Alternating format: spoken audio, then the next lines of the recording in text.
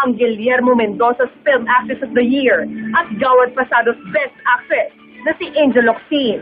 Pumirma rin ng ABS-CBN exclusive contract para sa mga malalaki at bagong proyektong nakatakda niyang gawin sa telebisyon at pelikula.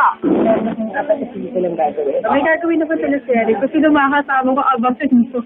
Ako talaga ako sa ABS-CBN. Binibigyan talaga ako ng mga proyektong libre talaga. At ang mas nakikilala ka bilang isang actress na rerespeto ka sa karakter. Ngunit, ang Maximum Intriga Aftershock, ang patuloy na pagkalat ng ilang balitang may plano na si Angel na lumagay sa tahimik kasama si Phil Young husband.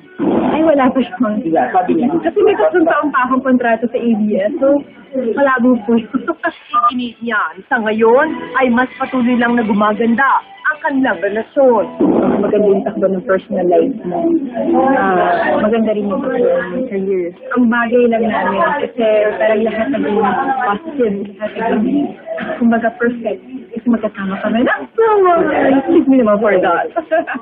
Siya ang lahat sa buhay ko at ako ang lahat sa buhay ko. The Boss! Exclusive!